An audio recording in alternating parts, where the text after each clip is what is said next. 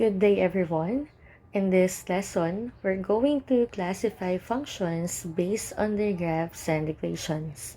For our first function, the linear functions, it is written in the form of f of x is equal to mx plus b, wherein our m here is the slope and your b here is the y-intercept. So for us to easily recognize this kind of function, always look on the degree of the function or at the exponent of the variable. So, dapat yung exponent niya must always be equal to 1 or walang visible na exponent sa variable. Again, yung exponent natin on our variable must always be 1 or walang visible na exponent sa variable. Aside from that, the expression must not have absolute value symbol, radicals or square roots, nor any exponent on its variable. So the parent function of the linear function is given by f of x is equal to x. So some examples of linear functions are f of x is equal to x plus 1. Also, we can have f of x is equal to negative 2x minus 1. And also, we can have a linear function that looks like this. F of x is equal to 2 over 3 x plus 2. So as we can see, these are all example of linear functions, and again, as we can see, lahat ng exponent on our variable is 1. So again, in terms of the equations of the linear function, lagi lang nating tandaan na dapat wala siyang exponent or na higher than 1 or walang visible na exponent. Or dapat ang exponent lang niya is always 1.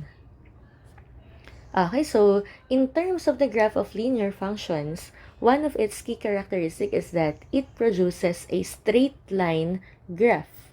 So from the word itself, linear, the graph is always a line. So here are some graphs of the linear functions. For the first graph, this is the graph of f of x is equal to x. And since the numerical coefficient of x here is positive 1, then the graph rises from left to right. In the second graph, this is the graph of f of x is equal to negative x. And as we can see, the graph rises from right to left. And that is because the coefficient of x is negative 1. So, for the third graph, this is the graph of the function f of x is equal to 1. In this example, the graph is just a horizontal line, because based from our equation, there is no value of m, which is the slope. And we only have the value of its y-intercept, which is 1.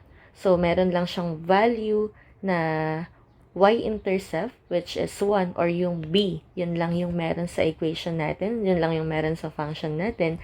That is why yung graph natin is only a horizontal line. And this line, this graph, laging horizontal line lang siya because there is no value of m. So, for the linear function, lagi lang tandaan na ang graph is always a line. And in terms of the equation or the variable on the equation must always have an exponent of 1, or the degree of the function must always be equal to 1. So for our second function, the absolute value functions, it is written in the form of f of x is equal to a times the absolute value of the difference of x and h plus k, wherein our a here is the vertical stretch or compression and the reflection, and h here is the horizontal shift or yung movement ng graph along the x-axis, and k is the vertical shift or ito yung movement ng graph along the y-axis. So later on, tignan natin yung graph ng absolute value function. So on the equation of this function, we can easily recognize this if the function has an absolute value symbol. Like for example, f of x is equal to 2 times the absolute value of the difference of x and 5 plus 2. Or we can have the parent function as f of x is equal to the absolute value of x. And also we can have a function of f of x is equal to the absolute value of the difference of x and 2. Okay, so again, in terms of the equation of the absolute value function, so madali natin siyang ma-recognize because this is the only function that uses absolute value symbol. So whenever na may makita tayong absolute value symbol on the function, automatic that is an absolute value function. Okay, so in terms of the graph of the absolute value function, the graph is generally V-shaped. So madaling tandaan, kapag nakakita tayo ng graph in V-shaped form like this, automatic that the graph is an absolute value function. So in this example, the graph here is given by the parent function f of x is equal to the absolute value of x. So the second graph is given by the function f of x is equal to the absolute value of x plus 1. So as we can see, it is almost the same with our first graph, but then this graph just shifted 1 unit upward because the value of our k here is 1. Ito, meron tayong value ng k ngayon. Again, based from the definition kanina, yung k natin will determine the vertical shift of our graph. And since nagkaroon tayo ng value of k here which is 1, so nagkaroon tayo ng shifting of 1 unit upward. Okay? So for our third graph, this graph, as you can see, opens downward. And this is given by the function f of x is equal to the negative absolute value of x. So from the given function, as we can see, the value of a here is negative. That is why the opening of our graph is downward. Okay, so again, the opening of our graph depends on the value of our a. So if the value of our a is positive, then the graph will open upward. But if the value of a here is negative, then the graph will open downward. Okay, so kapag absolute value function, lagi lang tandaan that it has absolute value symbol on the equation, and on its graph, it is in V-shaped form. And let us now move on to the quadratic function. It is written in the form of f of x is equal to ax squared plus bx plus c. So the key characteristic of this function is that the degree is 2, or the highest exponent of the variable in the function is 2. So another important thing in this function is that the value of a must not be 0, because if our a becomes 0, then the function is just linear, or babalik tayo sa pagiging linear kasi mawawala na yung value ng x squared natin. Okay? So the parent function here is given by f of x is equal to x squared. And some example of quadratic functions are f of x is equal to 2x squared plus 4. Also, we can have f of x is equal to x squared minus 3x plus 1. And also, we can have f of x is equal to 2 over 3 x squared minus 4. Okay, so as we can see from our function, lahat ng exponent or lahat ng highest exponent ng variable is always 2, or the degree ng lahat ng function natin here is 2. Okay, so in terms of the graph of a quadratic function, the graph is a parabola. So for us to easily determine the direction of the opening of the graph, again, look on the value of the leading coefficient or the value of a. If the value of a is greater than 0, or yung a natin ay positive, then the graph opens upward. But if the value of a becomes less than 0 or naging negative, then the graph will open downward. Okay, so here are some examples of the graph of quadratic functions.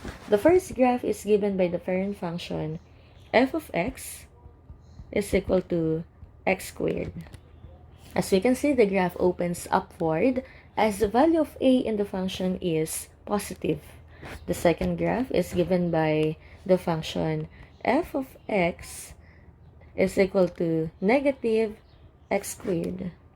And here, the graph opens downward as the value of a in the function is negative. Okay, for the last graph, it is given by the function f of x is equal to x squared plus 1. And as we can see, halos parehas lang siya nung first graph natin, itong first graph natin. But also, as we can see, it's just, it shifted 1 unit upward. Kasi yung naging function natin has a value of the constant term or yung c natin, which is 1. That is why it shifted 1 unit along our y-axis.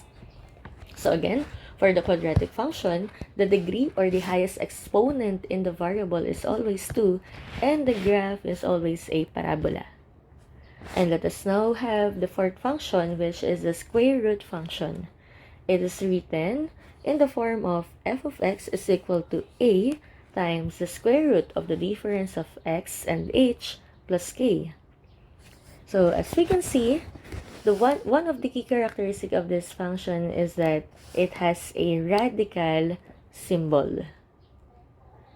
Okay, so some examples of this function is given by f of x is equal to the square root of the sum of x and 3. And also we can have f of x is equal to the square root of the difference of x and 2 minus 4. And also we can have a function that is equal to f of x is equal to negative 2 times the square root of the difference of x and 3 plus 1.